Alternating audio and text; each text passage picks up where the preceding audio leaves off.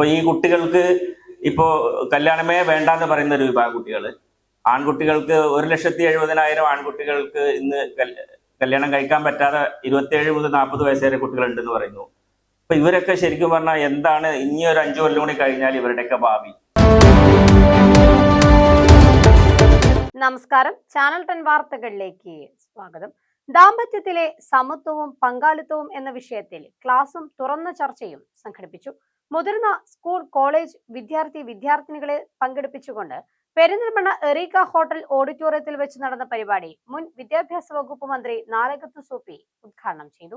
ആധുനിക ദാമ്പത്യ ജീവിത സംസ്കാരത്തെക്കുറിച്ചുള്ള പുതുതലമുറയുടെ അഭിപ്രായങ്ങളും സങ്കല്പങ്ങളും മനസ്സിലാക്കുന്നതിനും പുതുതലമുറയെ ബോധവാന്മാരാക്കുന്നതിനും വേണ്ടിയാണ് ദാമ്പത്യത്തിലെ സമത്വവും പങ്കാളിത്തവും എന്ന വിഷയത്തിൽ പെരിന്തൽമണ്ണ എറീക്ക ഹോട്ടൽ ഓഡിറ്റോറിയത്തിൽ വെച്ച് മുതിർന്ന സ്കൂൾ കോളേജ് വിദ്യാർത്ഥിനികളെ പങ്കെടുപ്പിച്ചുകൊണ്ട് ക്ലാസും തുറന്ന ചർച്ചയും സംഘടിപ്പിച്ചത്.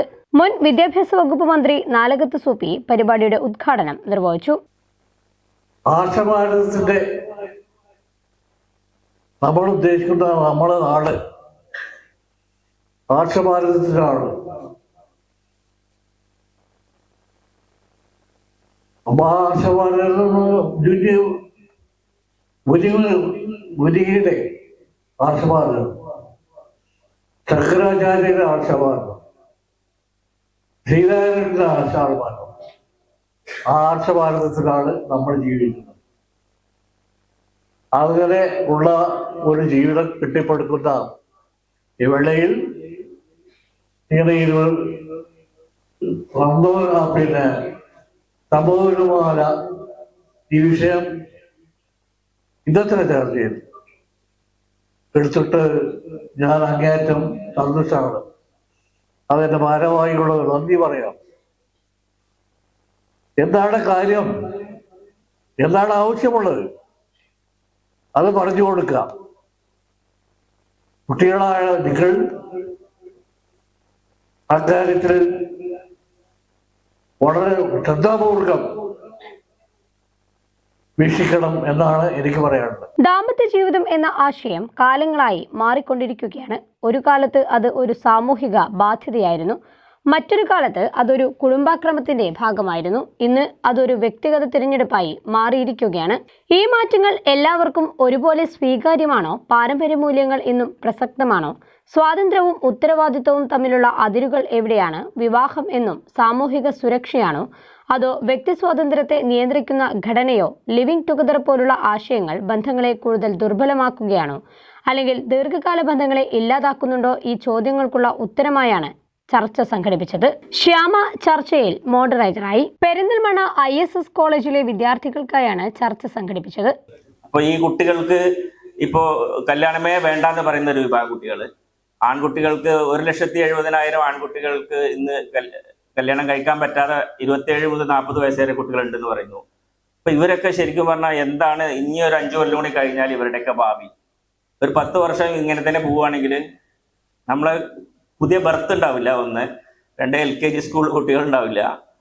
അങ്ങനെ ഒത്തിരി പ്രശ്നങ്ങൾ ഇതിനെ പുറകിൽ വരാണ്ട് ഒന്നും ചിന്തിക്കാതെ ഇപ്പോഴത്തെ ഈ എടുത്തുചാട്ടത്തിൽ കുട്ടികൾ എടുക്കുന്ന തീരുമാനം ഒന്ന് പുനഃപരിശോധിക്കേണ്ടതല്ലേ എന്നാണ് എൻ്റെ ആകുലത.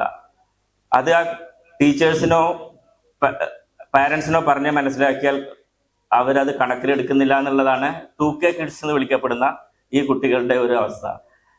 പിന്നെ പ്രായപൂർത്തിയായവരും നല്ല രീതിയിൽ ജീവിക്കുന്നവരും അവർക്ക് ഈ അവസ്ഥയെ ദുരുപയോഗം ചെയ്യില്ല. നമ്മുടെ സംസ്കാരം അതല്ല എന്ന് നമുക്ക് ഉറപ്പിക്കാം. അതുകൊണ്ട് ഈ നിയമത്തിന്റെ അനുവാദം ഉണ്ടെങ്കിൽ പോലും നമ്മൾക്ക് സംസ്കാരം എന്ന ഒരു വലിയ വസ്തുത, കേരളത്തിന്റെ ഒരു സംസ്കാരമായിരിക്കും, മറ്റ് UP-യിലാണെങ്കിൽ മറ്റൊരു സംസ്കാരമായിരിക്കും, ഇന്ത്യക്ക് പുറത്താണെങ്കിൽ വേറെ സംസ്കാരമായിരിക്കും. അവിടെയൊക്കെ സിംഗിൾ പാരന്റ് സിസ്റ്റമാണ് യൂറോപ്പിലും അമേരിക്കയിലും ഒക്കെ സാധാരണ. അവർക്ക് ഒരു ബർത്ത് ഉണ്ടായാൽ ആ കുട്ടിയെ പൂർണ്ണ ഉത്തരവാദിത്വം സർക്കാർ ഏറ്റെടുക്കുന്നതാണ്. ഇവിടെ നമ്മൾക്ക് മിഡിൽ ക്ലാസ്സിന്റെ താഴെയുള്ള കുട്ടികളെ കുറിച്ചാണ് എനിക്ക് പ്രത്യേകിച്ച് ആകുലത.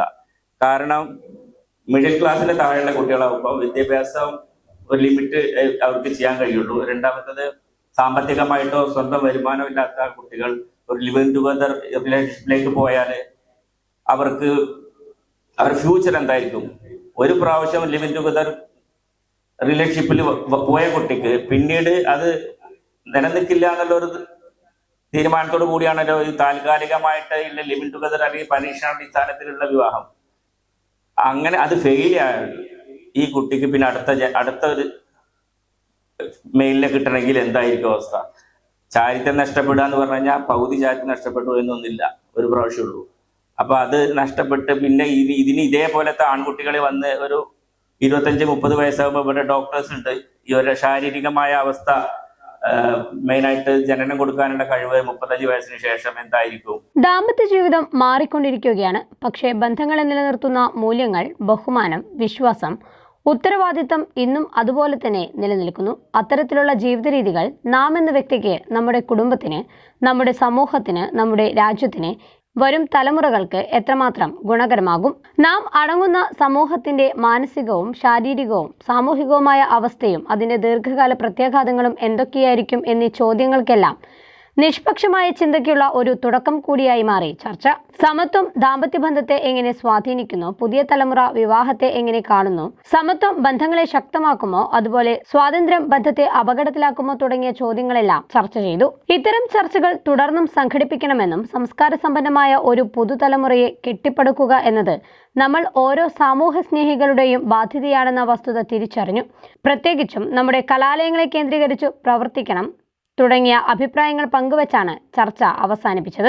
ചടങ്ങിൽ പ്രശസ്ത സാംസ്കാരിക പ്രവർത്തകനും എഴുത്തുകാരനുമായ ഉസ്മാൻ ഇരുമ്പൊഴി, പൊതുരംഗത്തും സാംസ്കാരിക കലാകായിക രംഗത്തും പ്രശസ്തനായ Naushad Mambra, Erica hotel international group managing director Shuhood Aripra, IHMA Perinthalmanna chapter executive മെമ്പറും പ്രശസ്ത സ്ത്രീരോഗ വിദഗ്ധയുമായ doctor Muneera, Mendeson medical health കെയറിലെ പ്രശസ്ത psychologist Husna Shirin, Malayali activist Raziya Kizhissery, Maelstrom global പ്രതിനിധി RJ Rajasree, Malappuram Kalakendram chairman doctor Abdul Razak, സാംസ്കാരിക പ്രവർത്തക മുബീന നിള്ള തുടങ്ങിയവർ സംബന്ധിച്ചു.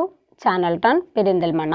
അൽ സലാമ ഐ ഹോസ്പിറ്റൽ സേവനത്തിന്റെ 20ാം വർഷത്തിലേക്ക് 21 ലക്ഷത്തോളം സന്തുഷ്ടരായ ഉപഭോക്താക്കളും 2 ലക്ഷത്തോളം തിമിര ശസ്ത്രക്രിയകളും പൂർത്തിയാക്കിയ മലബാറിലെ ഏക കണ്ണാശുപത്രി. ലോകോത്തര നിലവാരമുള്ള ചികിത്സാ സംവിധാനങ്ങൾ, തിമിര ശസ്ത്രക്രിയ, ഗ്ലൂക്കോമ, റെറ്റിന വിഭാഗം, കോർണിയ, ലേസർ ചികിത്സാ വിഭാഗം, contact lens clinic, optical, pharmacy, lab തുടങ്ങി നൂതന സാങ്കേതിക വിദ്യ ഒരുക്കിയുള്ള എല്ലാ നേത്രരോഗ ചികിത്സാ സൗകര്യങ്ങളും വിദഗ്ധരായ ഡോക്ടർമാരുടെ മേൽനോട്ടത്തിൽ. Al Salama eye hospital, hospital road, Perinthalmanna.